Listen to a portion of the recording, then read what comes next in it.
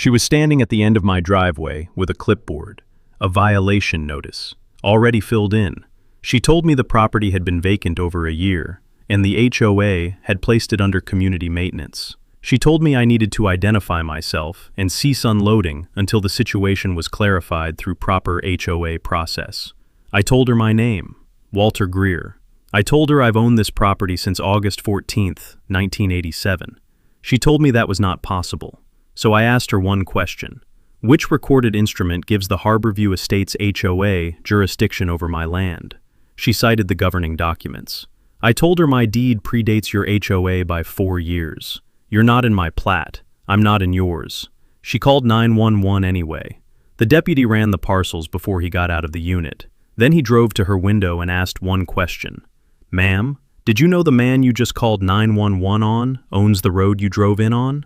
Let's get things rolling from the beginning. Where are you joining from today? Let me know, and don't forget to like and subscribe. Walter Greer had owned the lake house on Alderman Point since August of 1987, 38 years. The deed recorded in Macon County before the first subdivision lot on the point had been staked, before the developer who would build Harborview Estates had so much as driven the road, before anyone had thought to form a homeowners association for a neighborhood that did not yet exist. He had bought the property from his father's estate. The Greer family had held land on Alderman Point since 1962. His father had bought the original 11-acre parcel from a timber company that had finished its cut and moved on, and had built the lake house the following summer, a 4-bedroom structure on the western shore of Caldwell Lake, with a screened porch facing east toward the water, and a dock that extended 40 feet into the lake at the point's natural cove. Walter had grown up spending summers on that porch. He had inherited the property and expanded the holding over the years, acquiring adjacent parcels as they became available, until the Greer family's presence on Alderman Point comprised 4 separately deeded parcels that, together, covered the westernmost portion of the point from the county road turnoff to the lake shore. He had been a real estate developer for 41 years. He understood property. He understood deeds, recorded instruments, plat boundaries, easement language, and the specific legal architecture that determined what a person owned and what they did not own, and what an HOA could and could not do with the authority a covenant document gave it. He had retired 3 years ago. He had intended to return to the lake house within 6 months of retirement. A health matter, a cardiac event in November of his retirement year, followed by a recovery period that stretched longer than his cardiologist had initially estimated, had kept him in Raleigh. He had managed the property from a distance, taxes paid annually, insurance maintained, a local property manager checking the exterior monthly and reporting any issues. The property had sat vacant for 3 years. That was a fact. It was the only fact about the property's status that was accurate.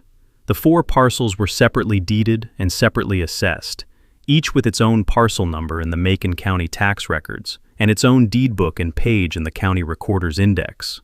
The first parcel, MC-1987-0041, was the main lake house parcel, 2.3 acres on the western shore, the house sitting 80 feet back from the high water mark, the screened porch his father had built in 1963, still structurally sound and repainted twice in the intervening decades. The deed was recorded August 14, 1987, Walter Greer as grantee, the legal description running from the lakeshore west to the road parcel boundary. The second parcel, MC-1987-0042, was the carriage house parcel immediately north of the main house. 1.1 acres, the carriage house a 2-bay structure built by Walter in 1993 to house the equipment and vehicles the property required. It sat on its own deed, separately assessed, its northern boundary running along the line that separated the Greer holdings from the first Harborview Estates lot platted in 1991. The carriage house parcel had been in Walter's name since 1987, purchased as raw land and improved over the following decade.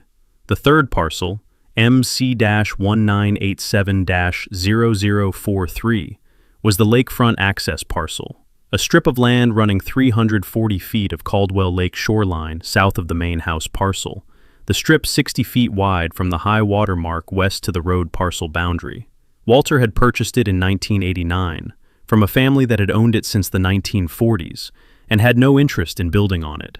The dock was on this parcel. The boat storage was on this parcel. The 340 feet of Caldwell Lake shoreline that made the Greer holding a complete lakefront property, rather than a house with a limited water view, was on this parcel. The fourth parcel, MC-1987-0044, was the road parcel. This was the one that mattered most. This was the one Beverly Marsh had apparently never looked up. Alderman Point Road was the only paved road serving the Point's 22 residential lots. It ran from the county road turnoff at the Point's base, east and north along the western shore, serving all 22 lots before terminating in a cul-de-sac at the Point's tip. Every vehicle that accessed Alderman Point, every resident, every visitor, every delivery truck, every contractor, used this road. There was no other way in. There was no other way out. The road parcel was a 60-foot wide strip of land running the full length of Alderman Point Road.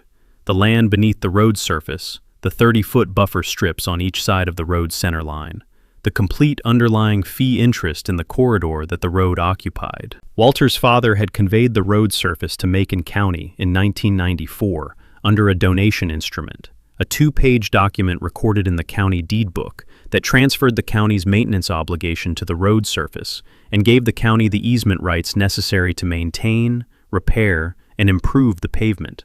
The county had accepted the surface and had been maintaining it since. The road was patched and resurfaced on the county's schedule, the county's road maintenance crew responsible for the pavement and the drainage structures. But the 1994 donation instrument had contained a reservation clause. Walter's father had not conveyed the underlying fee interest. He had donated the surface and retained the land. The reservation language was on the instrument's second page, 3 sentences that the Greer family attorney had insisted on including, and that the county had accepted without objection, because the county's interest was in maintaining the road surface, not in owning the land beneath it. The reservation read, "The grantor retains fee simple title to the road parcel, identified as parcel MC-1987-0044, subject only to the county's surface maintenance easement and the access easement recorded contemporaneously herewith in favor of the Harborview Estates lots." Walter Greer owned the land beneath Alderman Point Road. He owned the 30-foot buffer strips on each side. He owned the fee interest in the corridor that every vehicle on the point drove through every time it came or went. He had owned it since 1987. The deed index said so. The tax records said so. The reservation clause in the 1994 donation instrument said so. He had paid the property taxes on parcel MC-1987-0044 every year since 1987. The tax bills were modest. The parcel produced no income, and the county's assessed value for road corridor land was low. But the bills had arrived every January, and Walter had paid them every January, for 38 years without interruption. The Harborview Estates development had been the work of a Charlotte developer named Bryce Tillman, who had approached Walter's father in 1989 about purchasing the undeveloped lots on Alderman Point. Walter's father had sold 18 of the 22 lots. The lots that ran along the eastern and northern portions of the point, the lots with lake views but without the Greer family's primary lakefront position, and had retained the 4 parcels that comprised the family's core holding. The sale had been structured carefully, Walter's father working with the Greer family attorney to ensure that the road parcel reservation, the lakefront access parcel, and the primary house parcel were explicitly carved out of the transaction. Bryce Tillman had platted the 18 lots as Harborview Estates in 1991 and formed the HOA simultaneously, a standard covenant community structure. The HOA governing the 18 platted lots and the common areas Tillman had dedicated within the subdivision. The covenants were recorded in November 1991. Walter's 4 parcels were not in the plat. They were not referenced in the covenants. They were not subject to the HOA's governance in any respect. Walter had read the covenants when they were recorded and confirmed what he already knew. He was outside them, the same way he was outside every development that had grown up around Greer family land in Macon County. The HOA had governed the 18 lots for 35 years without incident. The normal business of a lakefront covenant community, the dock regulations and exterior standards, and the noise ordinance the board had adopted in 2003 after a summer of complaints. Walter had watched it operate from his porch across 3 decades and had no complaint with it. The 18 households on Alderman Point were his neighbors. He had known many of their owners over the years. The HOA's business was the HOA's business, and his property was his property, and the line between them was in the deed index. Beverly Marsh had become HOA president 2 years ago and had apparently decided that the line in the deed index was less relevant than what she could see from the community entrance road. Walter arrived on a Wednesday afternoon in late August. He had hired a moving company out of Raleigh, a 3-man crew with a 26-foot truck. The truck loaded over 2 days with the contents of the Raleigh apartment and the boxes of files and property records and the furniture that Walter had accumulated over 41 years of real estate work and 3 years of recovery. He had driven his own vehicle, a pickup truck, the truck he used for property work, ahead of the moving crew, arriving at Alderman Point Road at 2:40 p.m. He had stopped at the County Road turnoff and looked east along the Point Road toward the lake house. The road looked the same. The point looked the same. The Harborview Estates entrance sign was where it had always been, a brick monument at the Point Road's intersection with the County Road, the sign reading Harborview Estates in raised letters, the HOA's landscaping around the base of the monument trimmed and tended. Walter had always found it faintly amusing that the subdivision's entrance sign sat 40 feet inside his road parcel, technically on the buffer strip that was part of parcel MC-1987-0044, the sign base sitting on land he owned, placed there by a developer who had purchased the lots from his father and apparently not read the reservation clause carefully enough to realize the entrance monument was not on Harborview Estates property.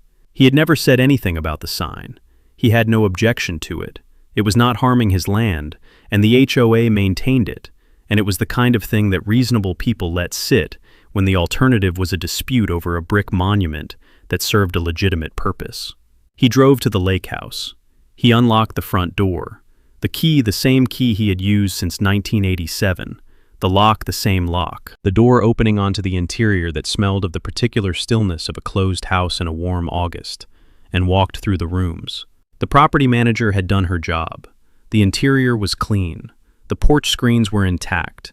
The dock was in place, the flotation still sound, the tie cleats in good condition. He went back outside and waited for the moving truck. The crew arrived at 3:15 p.m. They backed the truck into the driveway that ran from the road parcel's edge to the carriage house, the truck fitting without difficulty. The cones the crew set out at the driveway's road approach, sitting on the road parcel's buffer strip, Walter's land, as they had every legal right to do. The crew began unloading at 3:20 p.m. Beverly Marsh's car appeared at the end of the driveway at 3:44 p.m. She had seen the moving truck from wherever she had been when it came down Alderman Point Road. She had seen it turn into Walter's driveway. She had seen the crew unloading boxes and furniture into the lake house that had been vacant for 3 years. And she had driven to the property line within 25 minutes with a clipboard and a printed violation notice and the particular conviction of a person who had confused her HOA authority with a general license to supervise everything she could see from the community road. Walter set down the box he was carrying, a box of property files, the records he had kept for 38 years of ownership on these 4 parcels, the deeds and the tax records and the insurance documents and the recorded instruments that said everything that needed to be said about who owned what on Alderman Point. He turned to face her. He had been a real estate developer for 41 years. He had read more property documents than Beverly Marsh would read in 10 lifetimes.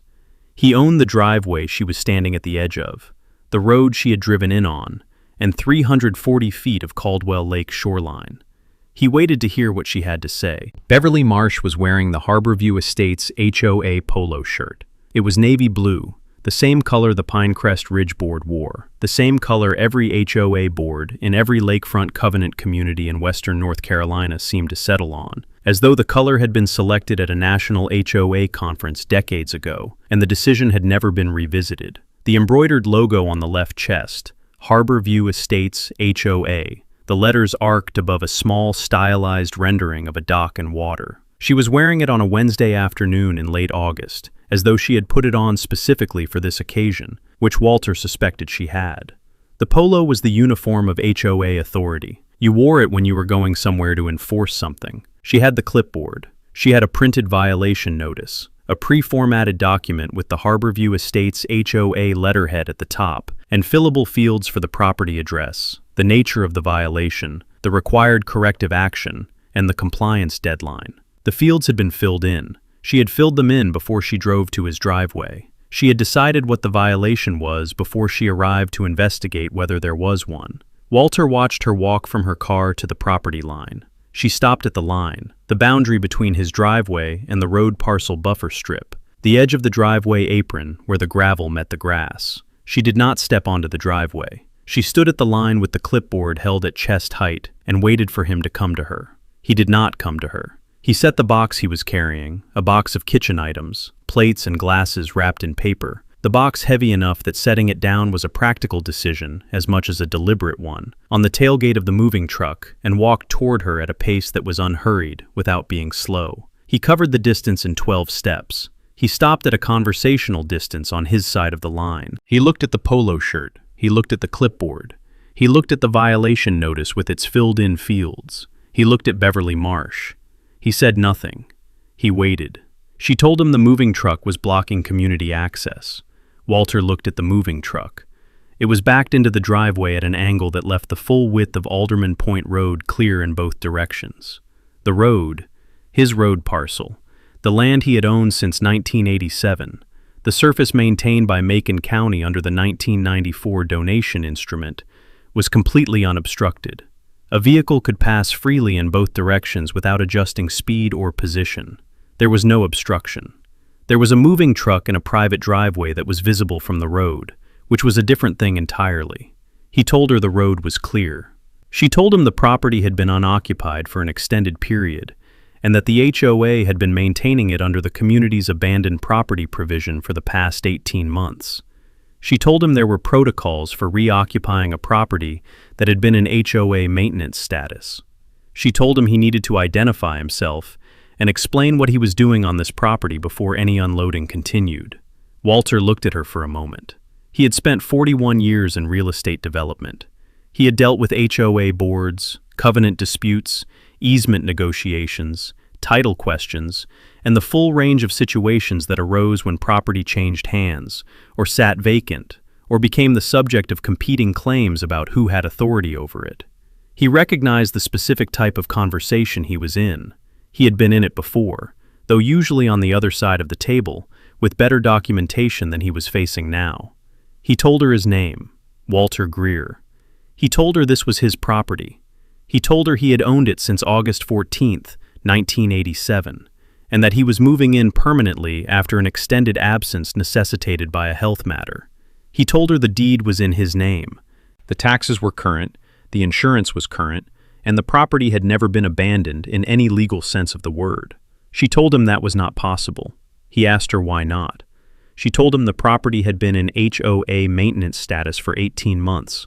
She told him the board had voted to place it in that status under the community's abandoned property provision, after the property had been vacant for over a year without any apparent owner activity. She told him the HOA had been mowing the lawn and maintaining the exterior. She told him, and here her voice took on the particular firmness of someone who has rehearsed a position and intends to deliver it regardless of the response, that he needed to cease the unloading activity and leave the property until the situation could be clarified through the proper HOA process. Walter told her he was not going to do that. She told him he needed to understand that the HOA had jurisdiction over this property under the abandoned property provision, and that she was the HOA president, and she was telling him to stop. He asked her which recorded instrument gave the Harborview Estates HOA jurisdiction over his property. She told him the HOA's governing documents. He asked her which page of the governing documents covered properties that were not in the Harborview Estates recorded plat. She told him all properties on Alderman Point were subject to the community standards. He told her his parcels predated the HOA's formation by 4 years, and were not in the plat and were not subject to any covenant the HOA had ever recorded, and that if she had a document that said otherwise, he would be glad to read it. She did not produce a document. She told him he was being uncooperative. She told him the community depended on consistent standards across all properties on the point. She told him the past 18 months of HOA maintenance activity on his property was evidence of the community's investment in the point's appearance, and that he should appreciate it rather than challenge it. Walter told her he had not asked anyone to maintain his property. He told her his property manager had been checking the exterior monthly, and that the property had been adequately maintained without HOA involvement. Beverly's jaw tightened. She had arrived with a filled-in violation notice, and a position she had developed without looking up a single deed. She had come to enforce something at a vacant property, and found a 68-year-old man in work clothes who was not moved by the polo shirt or the clipboard or the word jurisdiction. She told him she was going to give him one more opportunity to cease the unloading and leave voluntarily. He told her this block was his. He turned, picked up the box from the tailgate, and walked back to the house. Beverly Marsh called Macon County Dispatch at 4:47 p.m. Walter heard her on the phone from the porch. He was carrying a box through the front door and could hear her voice from the driveway line, the particular compressed urgency of someone reporting an incident to a dispatcher. He set the box inside the door and stood on the porch for a moment, listening to what he could hear of the call. He heard the word trespassing. He heard the words refusing to leave. He heard vacant property. He heard HOA managed. He did not hear his name. She had not given the dispatcher his name, which meant she was reporting the situation without identifying the person she was reporting as the individual who had told her he was the owner of record. He went back inside and picked up his own phone. He called James Whitfield. James Whitfield had been practicing property law in Macon County for 22 years. He had represented the Greer family's real estate interests for all 22 of those years. He had handled the 1994 road surface donation instrument, the access easement recorded contemporaneously with it, 3 boundary line adjustments between the Greer parcels over the years, and the tax assessment appeals Walter had filed in 2009 and 2014, when the county had reassessed the lakefront access parcel at a value Walter believed was not supportable by the comparable sales data. James knew the 4 parcel deeds the way a physician knew a long-term patient's chart, not from having read them recently, but from having been present for everything that had happened to them. Walter told him the situation in 4 sentences. Moving in, HOA president claiming jurisdiction, 911 call made, deputy en route. James was quiet for 2 seconds. Then he said, "Which parcel is she claiming authority over?" Walter told him all 4. James said, "She hasn't looked at the road parcel." Walter told him he did not think she had looked at any of them. James told him he was leaving the office now. He told Walter to find his copy of the deed to parcel MC-1987-0041, the main lake house parcel, and have it ready. He told him to have his driver's license ready. He told him to continue unloading and not engage Beverly Marsh further until the deputy arrived. Walter told him the box of property files was already on the truck. James said, "Of course it is." He ended the call. The moving crew had continued working during the conversation at the property line and the phone calls that followed. They were professionals. They had been moving people in and out of properties for years, and they had seen disputed arrivals before. The domestic tensions and the complicated situations that sometimes attended the moment when a household's contents arrived at a new address. They moved boxes and furniture with the steady efficiency of men who were paid by the job and who had learned not to ask questions about the circumstances. Walter went back to work alongside them. He carried boxes from the truck to the house, the kitchen boxes, the linen boxes, the box of property files that he set on the kitchen table without unpacking, knowing he would need it within the hour. He directed the crew on the furniture, the living room arrangement he had planned during the drive from Raleigh, the bedroom furniture going upstairs, the office furniture going into the room that had been his father's study and that Walter intended to use the same way. Beverly Marsh was still at the property line. She had ended the 911 call and was standing with the clipboard, watching the unloading continue. She made no further approach. She had said what she had come to say and had called for the reinforcement she believed would resolve the situation in her favor, and now she was waiting. Walter was aware of her the same way he was always aware of things happening at the edge of a property he was managing, noting the position, noting the stillness, noting the fact that the clipboard was no longer being referenced, the violation notice no longer being consulted. She was waiting. He was working. At 5:02 p.m., a Macon County Sheriff's Office patrol unit turned onto Alderman Point Road from the County Road turnoff. Walter saw it from the porch. The unit's roof lights not running. The approach calm and professional. The deputy driving at the pace of someone arriving at a property dispute rather than an emergency. The unit came down Alderman Point Road and stopped on the road surface in front of the driveway. The deputy got out. Walter noted, from the porch, that the deputy had stopped his unit on Alderman Point Road, the road surface maintained by Macon County, the road parcel owned by Walter Greer. The land beneath the deputy's unit, parcel MC-1987-0044, fee simple title, Walter Greer, deed recorded August 14, 1987. He went inside and got the box of property files. He was going to need the road parcel deed. Macon County Dispatch had logged the call at 4:48 p.m., 1 minute after Beverly placed it. The call description read, "Unknown individual unloading moving truck at vacant HOA managed property, Alderman Point Road. Individual refusing to leave. Possible trespass." The call had been assigned to Deputy Aaron Fitch, 6 years with the department, a solid record, the kind of deputy who read a situation before he committed to a response. He had been 3 miles from the point turnoff when the call came in. His supervisor on the shift was Sergeant Linda Cole. She had 14 years with the Macon County Sheriff's Office and had grown up 2 miles from Caldwell Lake. She had swum in that lake as a child, had driven Alderman Point Road as a teenager, knew the point the way you knew places that had been part of your geography since before you were old enough to understand property lines. When the call came across her radio, she had looked at the address and looked at the call description and picked up her radio. She had called Aaron directly. She told him she knew that property. She told him to check the deed records before he drew any conclusions on scene. She told him Alderman Point had some unusual ownership history and that the call description did not sound complete to her. Aaron told her he would run the parcels before he got out of the unit. He had already been doing exactly that. Aaron Fitch had run the parcel numbers before he got out of the unit. Sergeant Cole's radio call had been specific enough that he had pulled up the Macon County GIS on his MDT while still on the county road, typing the address into the parcel search before he made the turn onto Alderman Point Road. The search had returned 4 results, all registered to the same owner. He had looked at the 4 parcel numbers and the owner name and the recording dates, and had sat with that information for the 30 seconds it took him to turn onto the Point Road and begin the approach. He drove Alderman Point Road at a speed that let him look at it.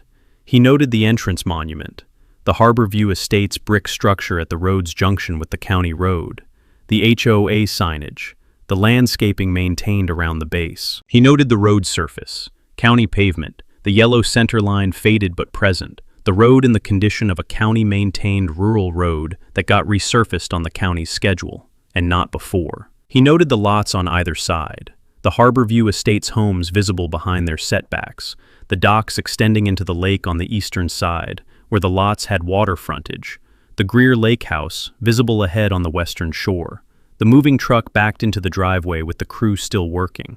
He noted the GIS overlay on his MDT screen as he drove, the parcel boundaries rendered on the aerial base map, the road parcel boundary visible as a 60-foot wide corridor running the full length of the road he was driving on. The owner name on the road parcel was the same owner name on the other 3 parcels. He looked at the road beneath his unit's tires. He looked at the MDT screen. He drove to the front of the moving truck and stopped. He sat in the unit for 30 seconds before he got out, finishing the GIS review. 4 parcels, Walter Greer, all 4. Recording dates ranging from August 1987 to a secondary instrument in 1989.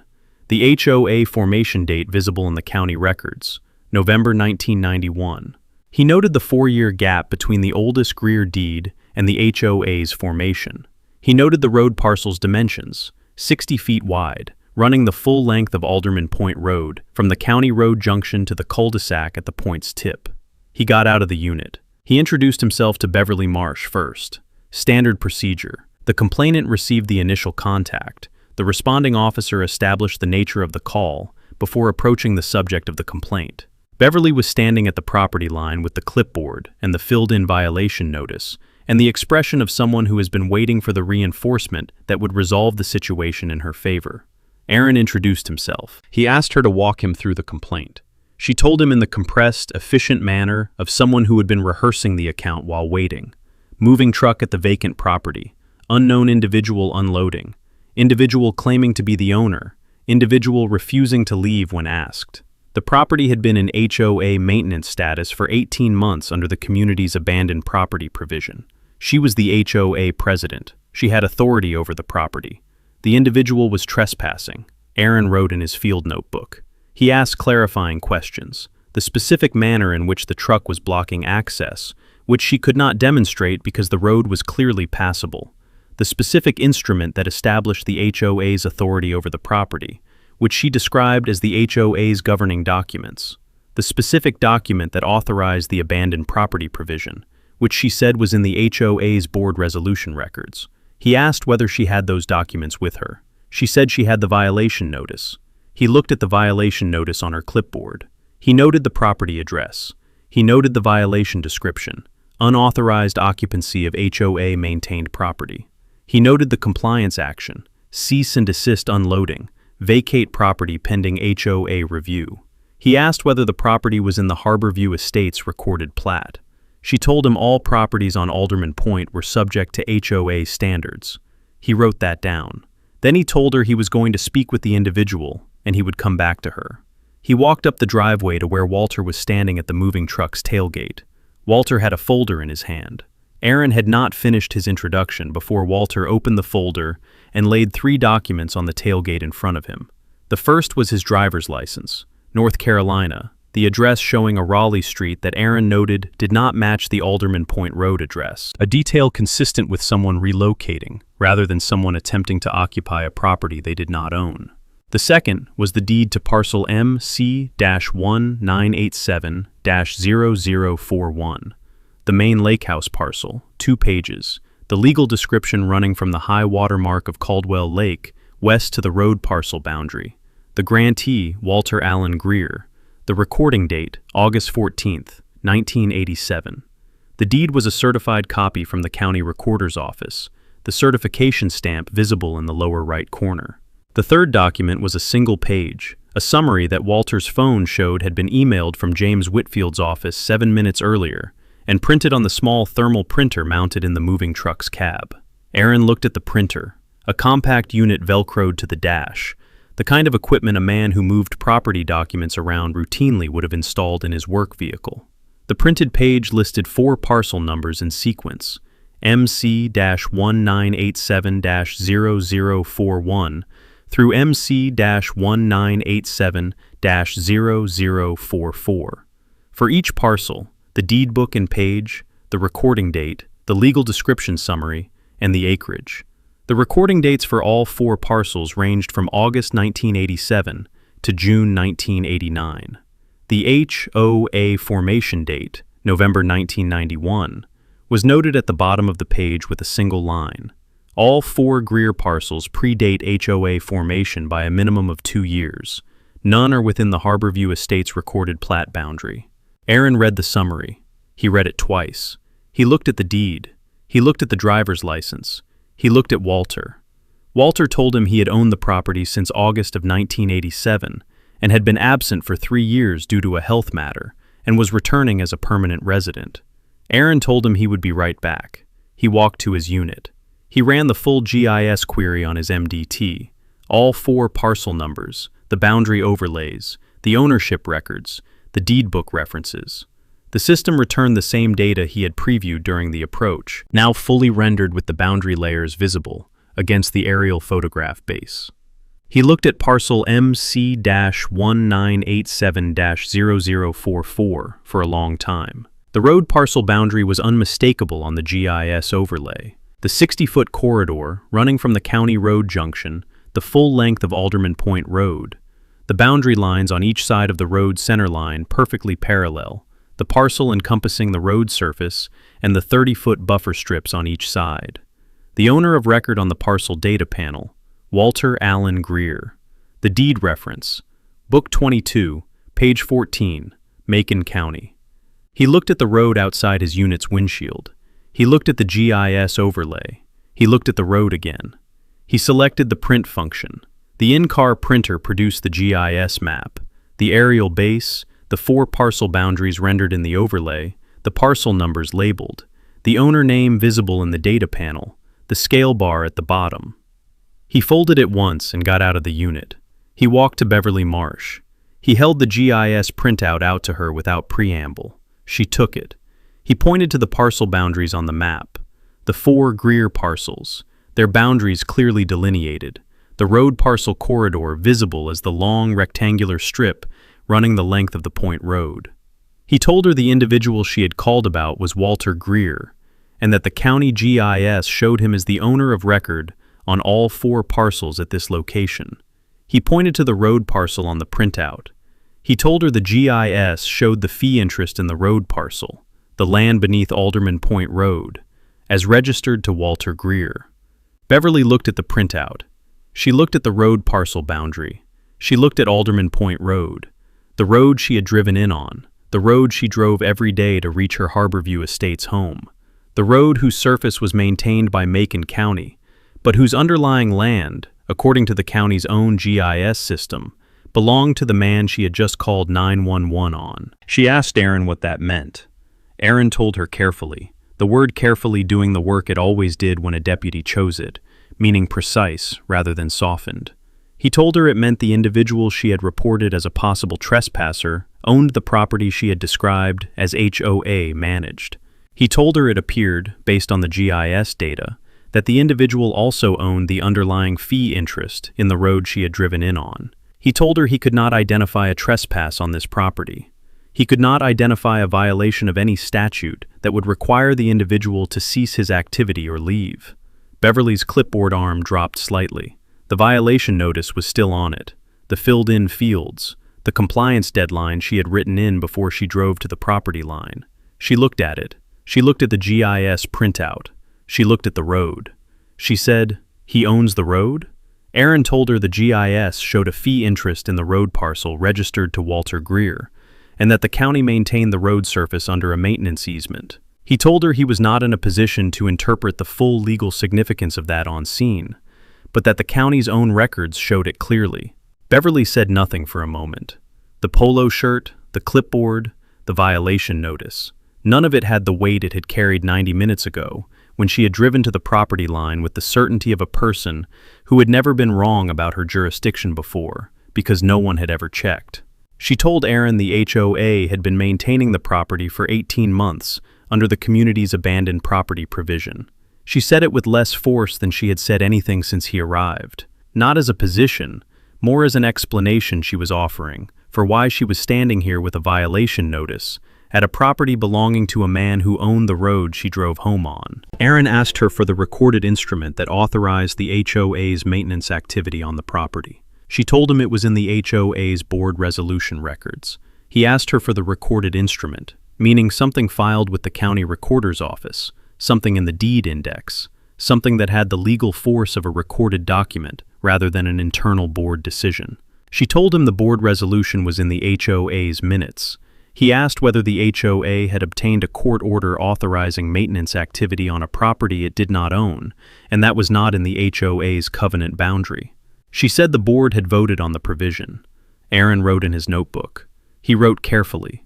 The date, the time, Beverly's description of the authorization basis, the absence of a recorded instrument, the absence of a court order, the absence of any documentation she could produce on scene that established the HOA's authority to conduct maintenance activity on a property outside the Harborview Estates plat.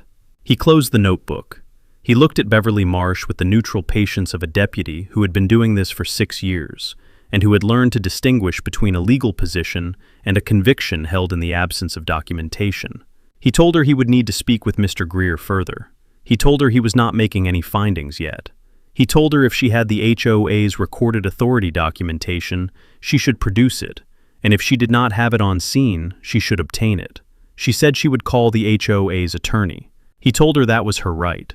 He walked back up the driveway to where Walter was standing with the property folder, the moving crew still working steadily behind him, a bedroom dresser coming down the truck's ramp as Aaron approached. Walter looked at Aaron's expression. He had been reading people across property disputes for 41 years. He asked Aaron if he wanted to see the road parcel deed. Aaron told him yes. He told him he wanted to see all four. James Whitfield drove a dark green sedan that had 180,000 miles on it, and a back seat that functioned as a mobile filing annex. Folders and document cases stacked in the order of the matters he was actively working, the system comprehensible only to him and Ruth, his paralegal, who had given up trying to impose organization on it a decade ago, and had instead developed the ability to locate any document in the stack within 45 seconds by touch alone. The folder for the Greer Alderman Point parcels was on top of the stack when he got in the car. He had pulled it from the office filing cabinet before he left. The full title package for all four parcels, assembled when Walter had first retained him in 2003, and maintained since through the boundary adjustments and the tax appeals, and the 1994 donation instrument, and everything else the four parcels had generated over 22 years of representation. He had updated the folder that afternoon before leaving the office, printing the current tax records and the current county GIS parcel data, and adding them to the front of the package. He drove the 34 minutes from the county seat to Alderman Point Road without exceeding the speed limit because he had learned, over 22 years, that arriving with the right documents mattered more than arriving fast, and he was going to arrive with the right documents regardless of what speed he drove. He turned onto Alderman Point Road at 5:51 p.m. Aaron Fitch was standing at the front of his patrol unit with Walter Greer when James pulled in. James had met Aaron Fitch twice before, both times at property disputes in the county, both times situations where Aaron had been the responding deputy, and James had been the attorney who arrived to clarify the legal architecture. Aaron remembered him. He was, James knew, a deputy who appreciated clarity and documentation, and who had the patience to read a document when one was placed in front of him. That combination was rarer in James's experience than it should have been. James shook Walter's hand first. He asked him if he was all right. Walter told him he was fine, and that the moving crew had finished the truck by 5:30 and were waiting to be released. James told him to release them. Walter walked back to the truck and paid the crew and sent them on their way. James opened the folder on the hood of Aaron's patrol unit. Aaron had offered the hood without being asked, which James took as confirmation that the deputy had understood from the GIS review that this was a documentation matter rather than an enforcement one. He laid the documents out in order: the deed for parcel MC-1987-0041, the main lake house parcel, August 1987, the deed for MC-1987-0042, the carriage house parcel, August 1987, the deed for MC-1987-0043, the lakefront access parcel, June 1989, the deed for MC-1987-0044, the road parcel, August 1987, the 1994 donation instrument, 2 pages, the county deed book reference at the top, the recording date stamped in the lower right corner, the tax records for all 4 parcels, current year assessments, payment history going back 10 years, all 4 parcels current on taxes with no delinquency, the 1991 access easement, the instrument the developer had recorded when the first phase of Harborview Estates was platted, granting the 18 lots non-exclusive vehicular access across the road parcel. He walked Aaron through them in sequence. Aaron read each document, not skimming, reading, the same way he had read the GIS data in the unit. The careful attention of a deputy who understood that the document was the record, and the record was what mattered. When they reached the 1994 donation instrument, James slowed down. The donation instrument was the document that explained everything about Alderman Point Road, and who owned what beneath it. Walter's father, Harlan Greer, then 71 years old, the deed executed in March of 1994, had conveyed the road surface to Macon County in the manner of a landowner who had spent decades maintaining a road that served other people's properties, and had decided the county should bear that cost going forward.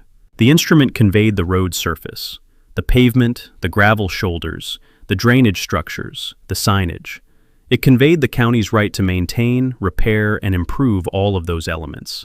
It conveyed the obligation to maintain. Once accepted, the county was responsible for the road surface in perpetuity. What it did not convey was the land. James pointed to the reservation clause on page 2. He read it aloud for Aaron. The grantor hereby retains fee simple title to the road parcel.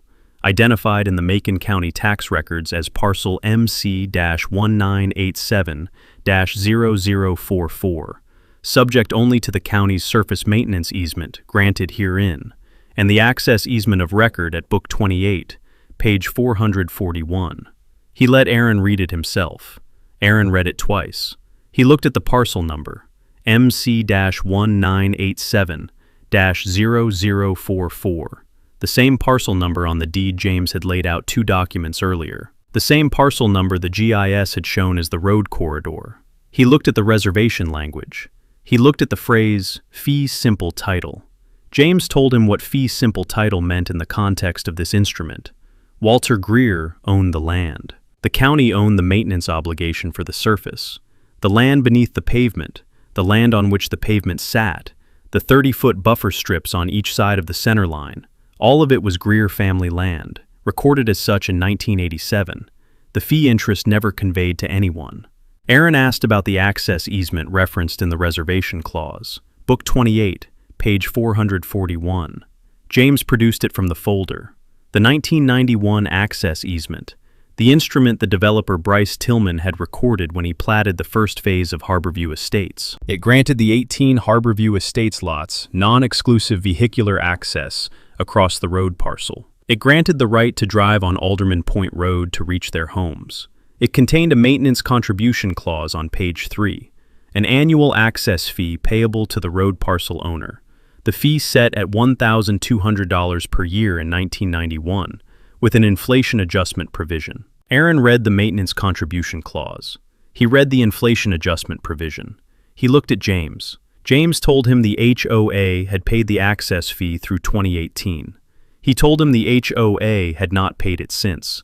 He told him the current year's fee, adjusted for inflation from the 1991 base, was $2,100, and that 7 years of non-payment represented $13,800 in arrears before interest. Aaron looked at Beverly Marsh, who was standing 20 feet away at the edge of the driveway.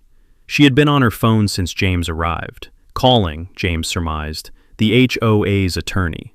The HOA's attorney arrived at 6:03 p.m., 12 minutes after James. His name was Douglas Farr.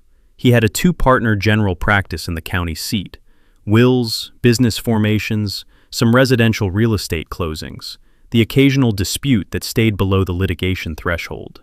He had been the Harborview Estates HOA's attorney for 4 years, handling the routine matters that arose in an 18-lot covenant community, enforcement letters, the occasional covenant interpretation question, the amendment the board had made to the exterior standards in 2022. He had not, in 4 years, been called to a property dispute on scene at 6 p.m. on a Wednesday. He parked behind James's car and walked to the front of Aaron's unit, where the documents were laid out on the hood. He introduced himself to James. They knew each other by name and reputation. The county seat's legal community small enough that practitioners in different specialties crossed paths regularly. He looked at the documents on the hood. James told him to start with the road parcel deed and work forward to the donation instrument. Douglas read them in the order James indicated. He read the deed. He read the donation instrument. He read the reservation clause. He read the access easement. He read the maintenance contribution clause and the payment history summary James had included in the folder, the column showing annual payments through 2018 and the column showing zeros from 2019 forward. He was quiet for a long time after he finished. He looked at the road parcel deed again, the recording date, the parcel number, the fee simple vesting in Walter Greer. He looked at the donation instrument's reservation clause. He looked at Alderman Point Road, the road he had driven in on, the road whose surface the county maintained on land that belonged to the man standing 12 feet away with his property files in a folder. He asked James when Walter had returned to the property. James told him today, this afternoon. Douglas asked whether Walter intended to exercise any rights under the road parcel fee interest.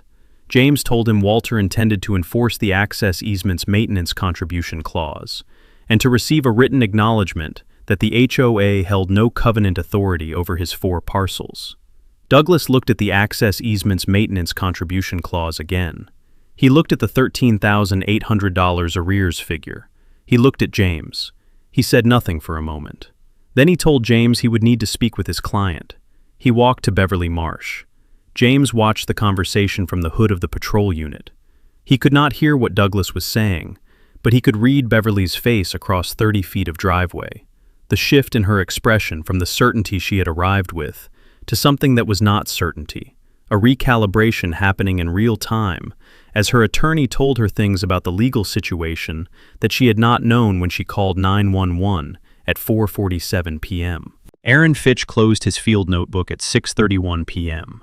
He had the documentation he needed, and the picture was clear. The property at the Alderman Point Lake House address was owned by Walter Greer. Deed confirmed. Recording date confirmed. Ownership current. The road parcel was owned by Walter Greer. Deed confirmed. Donation instrument confirmed. Fee interest reservation unambiguous. The HOA's maintenance activity on Walter's property was based on a board resolution, not a recorded instrument, not a court order, not a statutory abandoned property proceeding. The individual Beverly Marsh had reported as a possible trespasser was the property owner of record. He walked to Beverly. He told her he was closing the call. He told her there was no trespass. The individual was the owner of record on the property, and the county's GIS and deed records confirmed his ownership. He told her the question of the HOA's maintenance activity on the property and the access easement arrears were civil matters for the parties and their attorneys to resolve. Beverly asked him if there was anything he could do about the situation. He told her the situation was a property law matter, and that his role on this call had been to determine whether a crime was occurring. He had determined that no crime was occurring. He was closing the call. She looked at the violation notice on her clipboard. She had filled it in before she arrived. The fields completed, the compliance deadline written in, the certainty of a person who had never found the deed index inconvenient before. She looked at the road outside the driveway. She looked at the GIS printout Aaron had given her 40 minutes earlier, still in her hand, the road parcel boundary visible as the corridor running beneath every foot of pavement on Alderman Point. Aaron got in his unit. He logged the call closed at 6:34 p.m., 1 hour and 45 minutes after Beverly's call to dispatch. The call notes he entered were brief and factual. Responded to report of possible trespass. Property owner confirmed on scene with deed documentation. No trespass found. Civil matter referred to parties' counsel. He drove out on Alderman Point Road. Walter Greer's road parcel, the county's pavement, the reservation clause in the 1994 donation instrument, doing its quiet work in the deed index, the same way it had been doing it since Harlan Greer signed the instrument 31 years ago. He turned onto the county road and drove toward the next call. Walter was on the porch when James came to find him, sitting in the chair his father had kept on the porch since 1963, the lake visible through the tree line in the August evening, the water going dark as the light fell. He had a glass of water. The moving boxes were stacked in the living room behind him, the furniture in its first approximation of position, the house smelling of the open windows and the lake air. James sat in the other chair. He laid the folder on the porch rail between them. He told Walter the call was closed.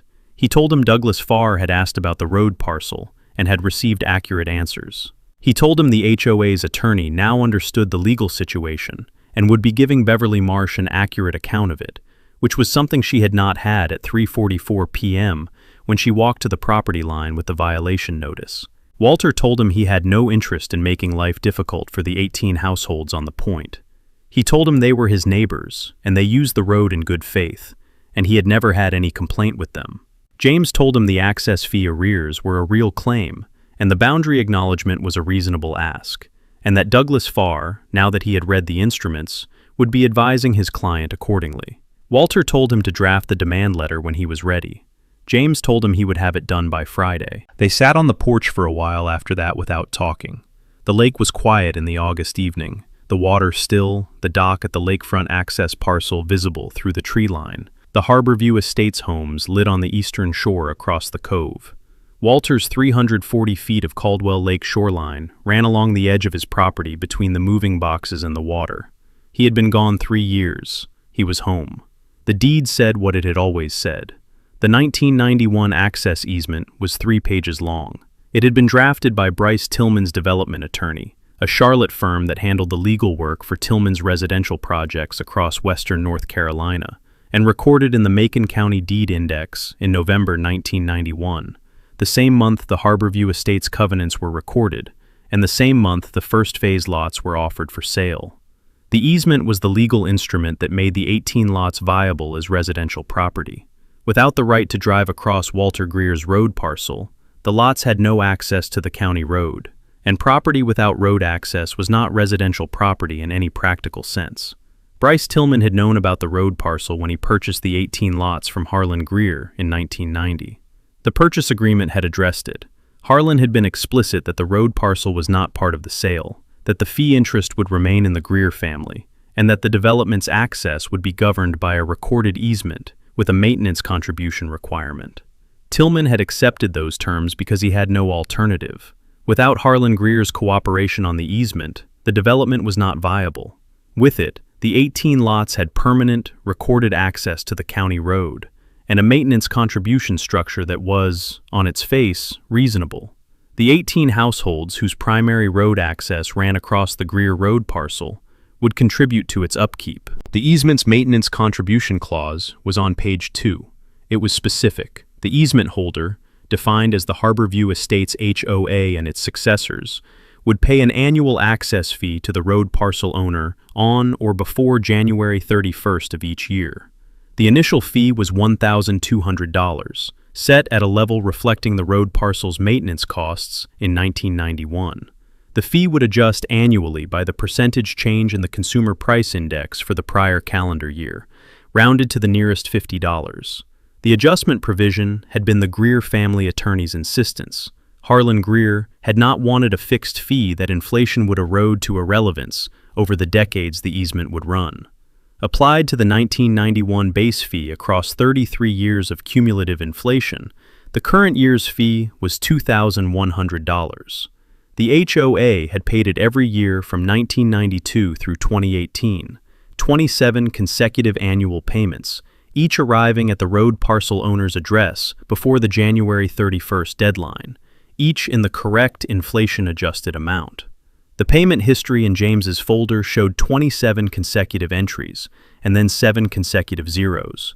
The last payment had been the 2018 fee, paid in January of that year by the HOA president, who retired in the spring of 2019. The 2019 fee had never been invoiced by the previous road parcel owner. Walter had been managing his health situation, and the property management arrangement had not included the easement fee administration, and had never been paid. The institutional knowledge had retired with the president who held it. The new board had not known the obligation existed. Beverly Marsh, who joined the board in 2020 and became president in 2022, had apparently never reviewed the recorded instruments that governed her community's access to its own road. 7 years of non-payment. The 2019 through 2025 fees at their respective inflation-adjusted amounts, totaling $13,800 before interest. James had asked Beverly for the HOA's documentation of the abandoned property maintenance program, while Aaron Fitch was still on scene. The request made in the measured tone of an attorney gathering facts rather than challenging positions, the tone that invited production of documents rather than defensiveness about their absence. Beverly had said she had the policy document in the HOA's records and would need to retrieve it. James had told her he would wait. She had gone to her car and returned with a single page, a printed document on Harborview Estates HOA letterhead, the date showing 14 months earlier, the header reading, Board Resolution, Community Standards Maintenance Program. James read it, standing at the hood of Aaron's patrol unit. The resolution stated that the Harborview Estates HOA Board of Directors, in the interest of maintaining community standards and property values on Alderman Point, authorized the community's maintenance contractor to conduct exterior maintenance activities, lawn mowing, gutter cleaning, light landscaping, on any property within the community's area of responsibility that appeared visibly unoccupied for a period exceeding 6 consecutive months. The resolution stated that such maintenance would be conducted at the community's expense as a service to the overall appearance of the point. It was signed by Beverly Marsh as president and 2 other board members. James read it twice. He looked at the date. He looked at the phrase, area of responsibility. He looked at Beverly.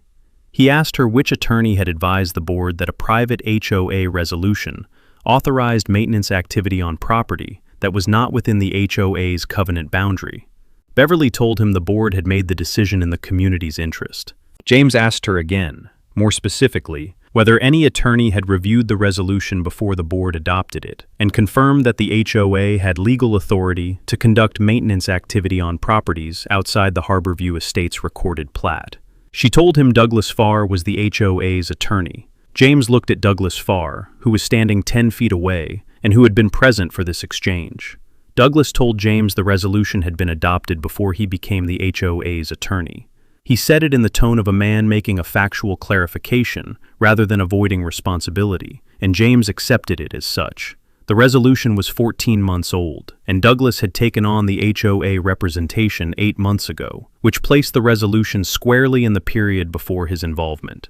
James folded the resolution and put it in his folder. He did not say what he was thinking about the legal quality of the document he had just read, because this was not the moment for that conversation, and Douglas Farr, having now read the road parcel deed and the access easement, did not need to be told. Walter had listened to the document review from the porch. He had not joined the group at the hood of Aaron's patrol unit. James had told him he did not need to be there for that part, and Walter had accepted the guidance, going back to the porch and the chair his father had kept there since 1963. He had watched the exchange from a distance that gave him a clear view of the expressions without putting him in the conversation. He had watched Beverly produce the resolution. He had watched James read it. He had watched Douglas Farr's expression during the exchange that followed. He had read people across property situations for 41 years, and he understood what Douglas's expression meant. The attorney had just learned something about his client's position that his client had not known to tell him. Aaron had closed the call and driven out. Douglas had spoken with Beverly for 10 minutes after Aaron left. A private conversation at Beverly's car, James giving them the distance appropriate to an attorney-client exchange. Then Douglas had walked back to James and told him he would be in contact after he had reviewed the instruments fully and conferred with his client. James had told him he would be sending a demand letter within the week. Douglas had nodded and gone back to his car. Beverly had driven out without speaking to Walter. James came to the porch after Beverly and Douglas had gone. He had told Walter then, the summary delivered from the other porch chair, the access fee arrears, the resolution's legal deficiency, Douglas's acknowledgement that he needed to review the instruments before responding. He had told Walter he would draft the demand letter by Friday. They had sat on the porch until the light was completely gone from the lake. Then James had driven back to the county seat, and Walter had gone inside to his moving boxes. That had been 3 days ago. On Saturday morning, James arrived at the lake house at 9 a.m. with his laptop in the folder and the draft demand letter he had completed Friday afternoon and reviewed twice before printing. He set up at the kitchen table. Walter had unpacked the kitchen by Thursday. The plates and glasses in the cabinets, the coffee maker running, the table clear enough to work at. James opened the folder and went through the demand letter's structure with Walter, paragraph by paragraph. The letter was addressed to Douglas Farr as the HOA's attorney of record, with a copy to Beverly Marsh as HOA president. The first section established the factual record. Walter Greer's ownership of all 4 Alderman Point parcels, the recording dates, the 4 parcel numbers, the deed book and page references. It noted the HOA's formation date, November 1991, and the 4-year gap between that date and the oldest Greer deed. It stated that none of Walter's 4 parcels were within the Harborview Estates recorded plat, and that none were subject to the HOA's covenant authority. The second section addressed the access easement. It cited the instrument by book and page. It quoted the maintenance contribution clause. It provided the payment history, 27 annual payments through 2018, 7 years of non-payment from 2019 through 2025. It calculated the arrears, the annual fees at their respective inflation-adjusted amounts for each year, the total arrears of $13,800, the interest calculated at the North Carolina statutory rate from the respective due dates. The total demand including interest, $14,600. James told Walter he had been conservative on the interest calculation. He had applied simple interest at the statutory rate rather than compounding, which was defensible, and which reduced the amount to a figure that Douglas Farr could recommend his client pay without the number becoming the primary obstacle to resolution. The third section addressed the abandoned property resolution.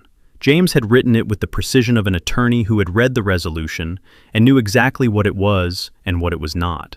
It stated that the HOA's board resolution of 14 months prior purporting to authorize maintenance activity on properties within the community's area of responsibility, had no legal force with respect to Walter's parcels, which were outside the HOA's covenant boundary and over which the HOA held no authority, recorded or otherwise. It noted that no court order, statutory abandoned property proceeding, or recorded instrument authorized the HOA's maintenance contractor to access Walter's property. It stated that the maintenance activity, while not damaging to the property, had been conducted without authorization and must cease immediately. The fourth section stated Walter's demands, 3 items, numbered. 1. Payment of $14,600 in access easement arrears within 30 days. 2. Immediate cessation of any maintenance, inspection, or other activity by the HOA, its board, its officers, or its contractors on any of Walter's 4 Alderman Point parcels. 3. Execution and recording of a boundary acknowledgement, a document confirming in the Macon County Deed Index that the HOA held no covenant, aesthetic, or access authority over Walter's 4 parcels beyond the recorded 1991 access easement. The letter noted that Walter was not seeking damages for the maintenance activity that had occurred. The HOA's crew had mowed the lawn and cleaned the gutters, and the work had not harmed the property, and Walter was not the kind of man who filed claims for harm that had not occurred. He was asking for the access fee he was owed, the cessation of activity he had not authorized, and the recorded acknowledgement that the deed index had always supported. The letter did not threaten litigation in its first line. It stated that if the demands were not met within 30 days, Walter's legal options included a breach of easement claim for the unpaid maintenance contributions, a trespass claim for the unauthorized maintenance activity, and such other relief as the court found appropriate. It stated these options in the conditional voice, not as threats, but as the accurate description of what the legal situation supported. James read the final paragraph aloud to Walter. Mr. Greer's preference is a straightforward resolution that reflects what the recorded instruments have always shown. The deed index is clear. The access easement is clear. The HOA's covenant boundary is clear. We invite your client to read those documents and respond accordingly. Walter told him to send it. James sent the letter certified mail to Douglas Farr's office and first-class mail to Beverly Marsh at the Harborview Estates clubhouse address on Monday morning. He called Walter at noon to confirm it had gone out. Walter was on the dock at the lakefront access parcel, the dock his father had built in 1963, and that Walter had maintained and rebuilt in sections over the decades. The dock that extended 40 feet into Caldwell Lake from 340 feet of shoreline that had been in the Greer family since 1962. He had spent the morning unpacking the office boxes and the afternoon on the dock because after 3 years away from Caldwell Lake, he was not ready to be inside when he could be outside. He told James thank you. He told him the letter said what needed to be said. James told him Douglas Farr was a reasonable attorney who had now read the instruments and that he expected a substantive response within the 30-day window. He told Walter the question was not whether Douglas would advise Beverly to settle. He was confident the advice would be to settle, but whether Beverly would take the advice. Walter told him he thought she would take it. James asked him why. Walter told him because Douglas had been standing at the hood of a patrol unit, reading the road parcel deed, when he understood for the first time what his client had done. And that expression, the quiet recalibration of an attorney learning the facts his client had not given him, was the expression of a man who was going to give his client a complete and accurate account of the situation, and not soften it for the sake of the client's feelings. James told him he hoped he was right. Walter told him 41 years of real estate work had given him a reasonable read on attorneys and their clients. He sat on the dock for another hour after the call ended. The lake was flat in the August afternoon, the water clear at the dock's edge, the Harborview Estates rooftops visible across the cove on the eastern shore. 18 households, 18 families who drove across his road parcel every day to get to their homes, and who had, for 7 years, not paid the access fee that the recorded instrument required. He had no anger about it. He had been absent. The obligation had been forgotten. The board had changed, and the institutional knowledge had not been transferred, and the fee had simply stopped being paid, the way things stopped being paid when no one remembered they were owed. He was going to be paid now. The demand letter was in Douglas Farr's certified mail queue. The instruments were in the deed index where they had always been. The lake was quiet in the August afternoon. Walter sat on the dock his father had built and watched the water and waited for the 30-day window to run. Douglas Farr called Beverly Marsh on Saturday morning, 3 days after the scene on Alderman Point Road, 2 days after the certified mail envelope from James Whitfield had arrived at his office, and he had sat at his desk and read every document in it twice. He had read the demand letter first, then set it aside and read the instruments in the order James had organized them. The 4 deeds, the 1994 donation instrument, the reservation clause, the 1991 access easement, the maintenance contribution clause, the payment history, the board resolution.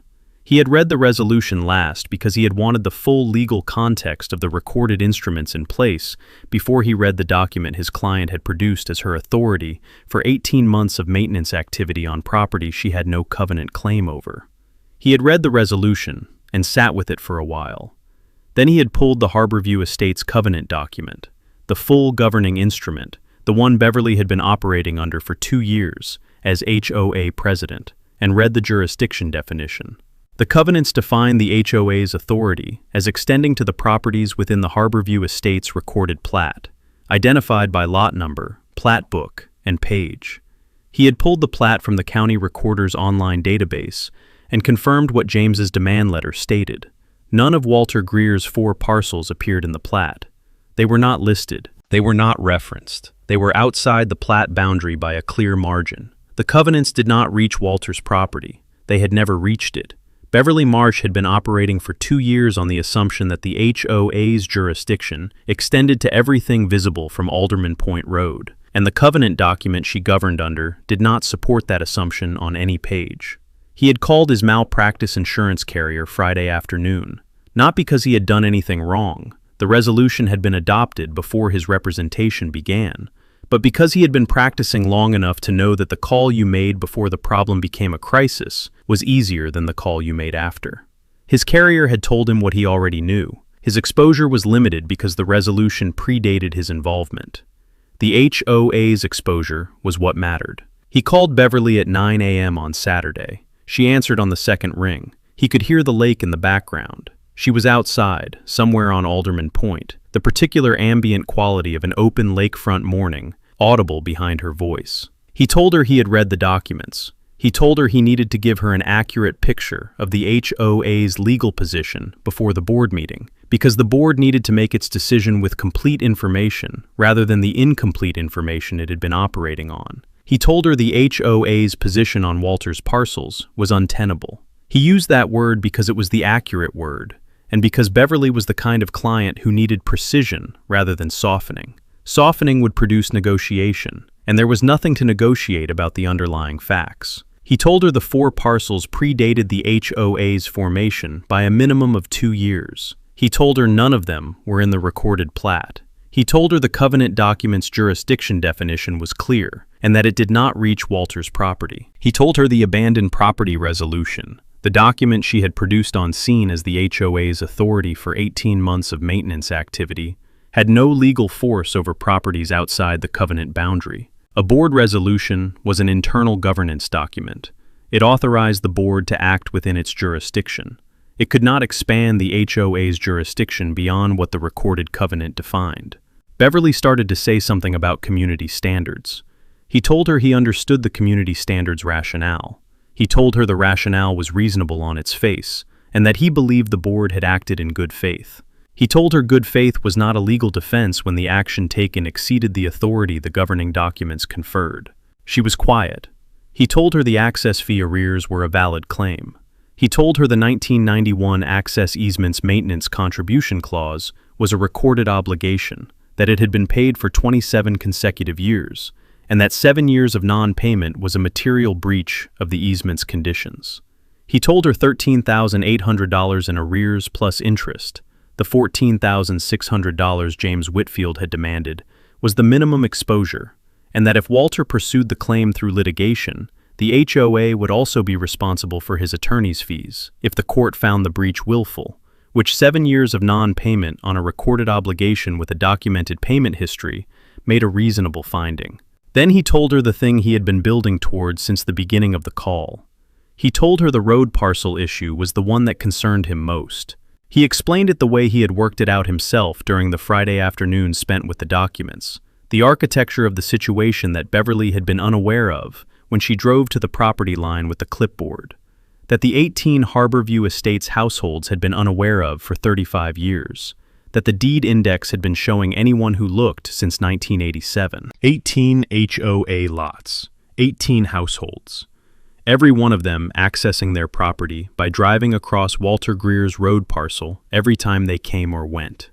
Every vehicle, family cars, contractor trucks, delivery services, the HOA's own maintenance contractor, who had been mowing Walter's lawn, had been traveling on Alderman Point Road, on the county's pavement, on Walter Greer's land. The access easement authorized that travel. It was a recorded easement, it ran with the land, and it gave the 18 lots the right to use the road parcel for vehicular access to their properties. That right was real, and Walter had never contested it, and the 18 households had been using it in good faith for 35 years. The maintenance contribution clause was the condition attached to that right. The annual access fee was the consideration the easement holder paid for the use of someone else's land. 27 years of payment had been made. 7 years had not. A court looking at that record, a recorded easement with a defined payment obligation, 27 years of compliance, 7 years of non-compliance, would not look favorably on the HOA's position. The payment obligation was clear, the breach was documented, and the HOA's only defense was that it hadn't known the obligation existed, which was not a legal defense to a recorded instrument. He told her the more concerning possibility was what a court might do with the access easement if it found the breach sufficiently material. He told her he was not predicting that outcome. Walter had not threatened easement termination. His demand was for payment and acknowledgement, not for a termination proceeding. But he wanted Beverly to understand the full landscape of what the road parcel situation represented.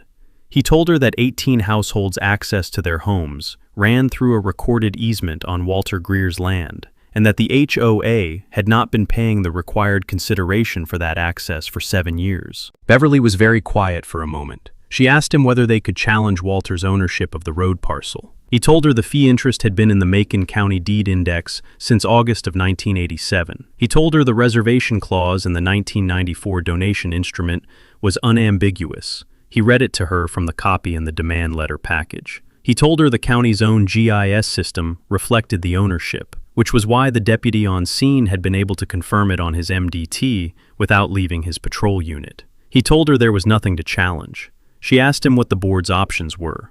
He told her the board had one option that he could recommend in good conscience: full settlement on the terms James Whitfield had outlined, payment of the arrears, cessation of maintenance activity on Walter's parcels, and the recorded boundary acknowledgement. He told her the acknowledgement, while it felt like a concession, was actually a document that protected the HOA going forward. It put on record the clear boundary between HOA authority and the Greer parcels, which would prevent a future board from making the same mistake Beverly's board had made. She asked him how she was supposed to present this to the board. He told her he would present it himself. He told her to call an emergency session. The emergency board meeting was held on the following Tuesday evening. 7 board members around the table in the clubhouse meeting room, the room that smelled of the particular combination of lake air and coffee that all lakefront clubhouses seem to develop over decades of evening meetings. Douglas Farr sat at the head of the table with the document package in front of him. Beverly sat to his left. The other 5 board members sat around the table with the expressions of people who had been told the meeting was important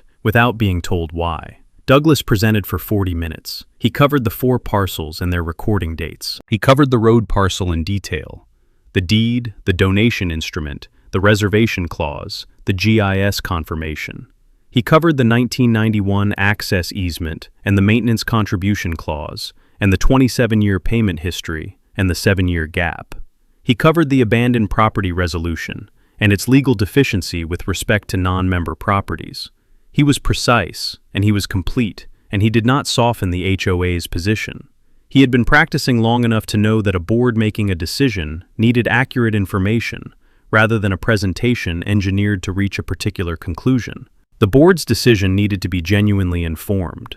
One board member, Tom Hendricks, Lot 7, a retired banker who had served on the board for 6 years, asked whether the maintenance activity on Walter's property constituted trespass.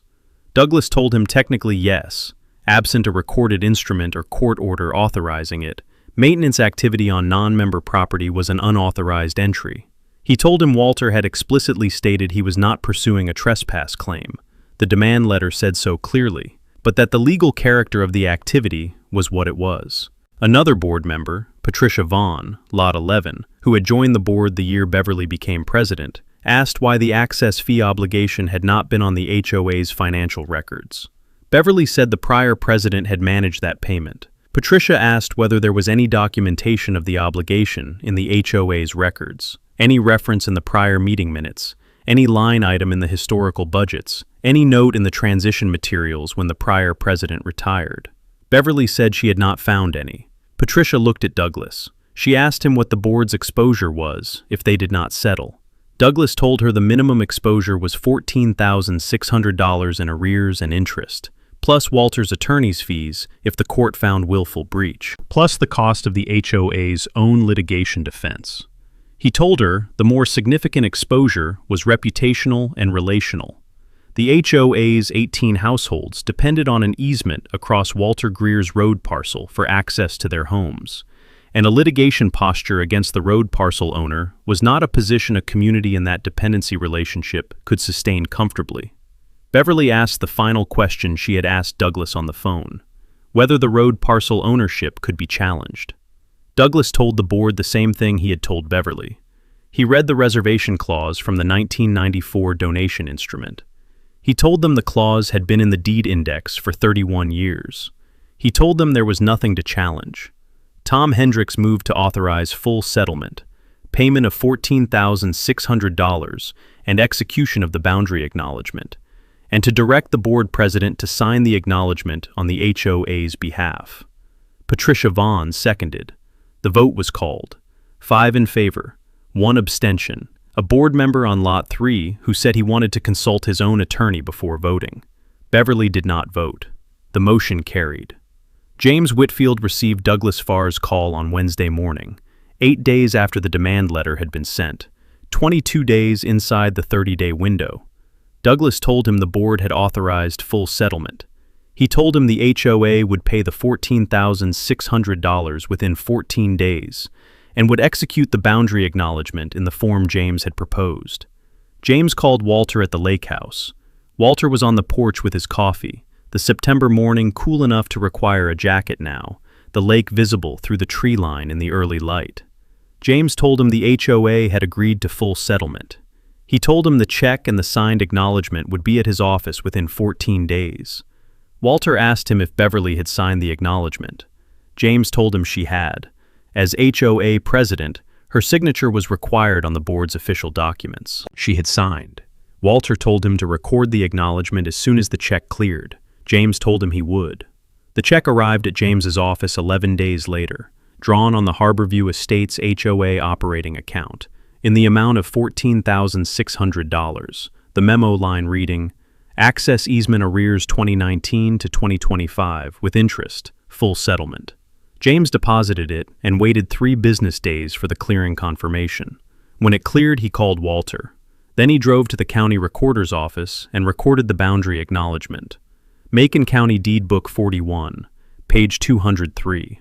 The acknowledgement was 2 pages. James had kept it short because the facts it needed to state were simple. It identified Walter's 4 parcels by number and deed book reference. It identified the Harborview Estates HOA by its corporate filing number with the Secretary of State. It stated that the HOA acknowledged it held no covenant authority, aesthetic authority, or access authority over any of Walter Greer's 4 Alderman Point parcels beyond the non-exclusive vehicular access granted by the 1991 easement at Book 28, page 441.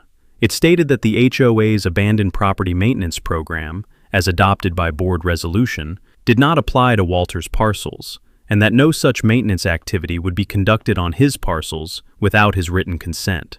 It was signed by Beverly Marsh as president of the Harborview Estates HOA and acknowledged before a notary.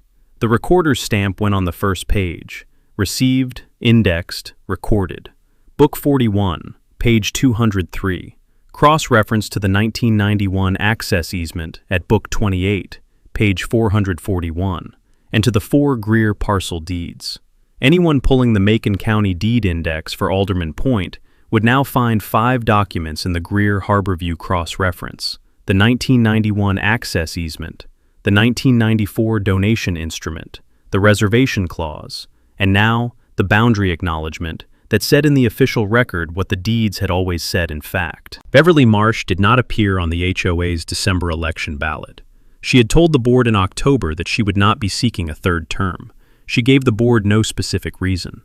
She had been HOA president for 2 years, and in those 2 years, she had expanded the HOA's maintenance program to cover properties outside its covenant boundary, had called 911 on a property owner moving into his own home, had discovered in the presence of a sheriff's deputy that the man she was reporting owned the road she had driven in on, and had signed a recorded acknowledgement confirming that the HOA she led held no authority over 4 parcels it had been treating as subject to its jurisdiction. She had served the community according to her understanding of its interests. Her understanding had been incomplete. She did not seek a third term. The December election would produce a new president. The acknowledgement would be in the deed index when they took office. The access easement's maintenance contribution clause would be in the deed index. Walter Greer's 4 parcel deeds would be in the deed index. The next HOA president would not be starting from Beverly's position of incomplete information. The deed index had a way of preventing that. The September morning came in off Caldwell Lake, the way September mornings came in off mountain lakes in western North Carolina. Cool and still, the water holding the last of the summer warmth below a surface that had gone glassy overnight, the mist that had been on the lake at first light, already burning off by the time the sun cleared the eastern ridge. Walter had been awake since 6. He had made the coffee the same way he had made it since he was in his 30s, the same grind, the same ratio, the same unhurried process that belonged to the part of the morning before anything was required of him, and he had carried the mug to the porch and sat in his father's chair. He had been home for a year. The Raleigh apartment was gone. The lease terminated in October of the previous year. The forwarding address changed to the Alderman Point Road Rural Delivery Box. The last of the administrative connections to the city severed in the way you severed them when you were not visiting a place anymore, but living in one. The cardiologist had cleared him for the move. The property manager's monthly check reports had ended when Walter stopped needing them. The lake house was his primary residence in the legal sense, the address on his driver's license, the address on his tax return, the address to which his mail arrived, and in the more important sense, which was that this was where he woke up every morning and sat on the porch with the coffee and watched the light come onto Caldwell Lake. The lake was flat and still at this hour. The water moved at the shoreline in the small, repetitive motion that a lake made when there was no wind, and the surface was responding only to its own internal circulation, a gentle pulse at the edge of the dock, the water rising an inch and falling an inch on the dock's lowest board. The Harborview Estates homes were visible across the cove on the eastern shore, the rooftops through the tree line, the docks extending into the water, the lights on in the early morning windows of households beginning their days. His neighbors, 18 of them, on 18 lots, in the community that had been operating on Alderman Point for 35 years without his interference, and that would continue operating without his interference for as long as he owned the road parcel and they paid the access fee. He sat with the coffee and the quiet and the lake. The Macon County Deed Index for Alderman Point was a longer document than it had been a year ago. It had always contained the 4 Greer parcel deeds, the 2 from August 1987, the 3rd from June 1989, all of them recorded before the first Harborview Estates lot was sold. It had contained the 1991 access easement, the instrument that made the 18 lots viable by granting their owners the right to drive across Walter's road parcel. It had contained the 1994 donation instrument and its reservation clause, the 2-page document that had conveyed the road surface to Macon County and retained the fee interest in the Greer family, the document that the HOA's board had never read and that Aaron Fitch had confirmed on his MDT in 34 seconds on a Wednesday afternoon in August.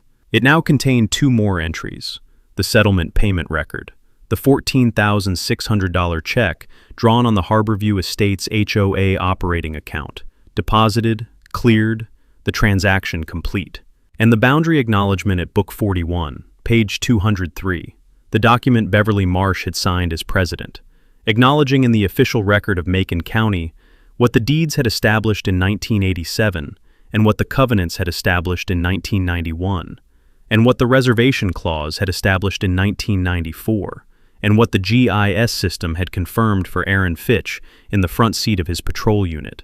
Walter Greer owned 4 parcels on Alderman Point. None of them were subject to the Harborview Estates HOA's covenant authority. The HOA held access rights across the road parcel under the 1991 easement and nothing more. Anyone pulling the index for Alderman Point now found the complete picture: the deeds, the easement, the donation instrument, the acknowledgement. The legal architecture of the point was documented at every point where documentation was possible. The gaps that Beverly Marsh's boardroom had operated in, closed and recorded and permanent. James Whitfield had called Walter the afternoon the acknowledgement was recorded. He had told him it was in the index. Walter had thanked him. He had sat at the kitchen table with the property folder open in front of him and the 4 parcel deeds laid out, and had written on an index card in his careful, deliberate hand, the handwriting of a man who had been writing on property documents for 41 years, and who had learned to write clearly because documents that could not be read clearly were documents that caused problems. 4 parcels, 1987, predates everything, always has. He had put the card behind the acknowledgement in the folder and closed it. Thomas Arden had been elected HOA president at the December meeting. He was on Lot 14, a corner lot on the eastern shore of the point, a house he had bought in 2019 and that he and his wife had used seasonally until they retired and made it their primary residence in 2023. He had been a civil engineer for 34 years, structural work, primarily, bridges and retaining structures and the highway infrastructure that ran through mountain terrain. He had been on the HOA board for 1 year as a member at large before the December election, a period during which he had said relatively little at meetings and read a great deal between them. He had read the demand letter package before the emergency board meeting. Douglas Farr had sent the full document set to all board members, not just to Beverly, and Thomas had read every instrument in the set the evening he received it. He had read the road parcel deed. He had read the donation instrument's reservation clause. He had read the 1991 access easement and the maintenance contribution clause and the payment history. He had been a civil engineer long enough to understand recorded instruments the way engineers who worked on infrastructure projects understood them, as the legal foundation on which physical things depended, documents whose precision mattered, because imprecision in a recorded instrument had consequences that showed up in the physical world. He had voted in favor of the settlement at the emergency board meeting. He had been the second vote after Tom Hendricks. When he was elected president in December, he had done, in his first week, what Beverly had apparently not done in 2 years. He had pulled every recorded instrument touching Alderman Point from the county recorder's database and read them. All of them. The covenant document, the plat, the 1991 access easement, the 1994 donation instrument, the boundary acknowledgement, the deed cross-references. He had spent 2 evenings reading and had emerged with a complete picture of the legal architecture of the point, what the HOA governed, what it did not govern, what the easement required, and what the road parcel ownership meant for the community's relationship with Walter Greer. In his first board meeting in January, he had presented a single agenda item, the 1991 access easement's maintenance contribution clause. He had shown the board the clause, the payment history, the calculation of the current year's fee, and the line item he was proposing in the HOA's annual budget. He had told the board that the access easement was the instrument that gave 18 households their right to use Alderman Point Road, and that the maintenance contribution was the consideration attached to that right, and that paying it on time and in the correct amount every year was not optional and not discretionary, but the fundamental obligation the recorded easement imposed on the HOA as the easement holder. The budget line item passed without objection. The check, $2,100, the current year's access fee at the inflation-adjusted rate, drawn on the HOA's operating account, arrived at James Whitfield's office on January 28th, 3 days before the January 31st deadline the easement specified. On time, in the correct amount, with a cover letter from Thomas Arden on Harborview Estates' HOA letterhead noting the easement book and page reference and the payment year. No dispute letter, no methodology objection, no request for a postponement pending review. James had called Walter when the check arrived. Walter had told him to deposit it. Walter walked the 4 parcels every morning. He had developed the routine in the first weeks after his return. The morning walk as the organizing structure of the day. The property assessed on foot before the day's other demands began. He walked in the order he always walked it. The main lake house parcel first. The circuit around the house's exterior. The porch. The dock approach path. The property's southern boundary. Then the carriage house parcel. The building exterior. The equipment he kept in the bays. The northern fence line that ran along the boundary between his land and the first Harborview Estates lot. Then the lakefront access parcel, the 340 feet of shoreline, the dock, the boat storage structure, the strip of land that gave the Greer holding its complete lakefront position. He walked the road parcel last. He entered it from the lakefront access parcel's western boundary, the point where his land met the road parcel's eastern edge, and walked north along the buffer strip, the Alderman Point Road surface to his left, the county's pavement maintained and patched and running straight and functional, in the way county-maintained rural roads ran when the county took its maintenance obligations seriously.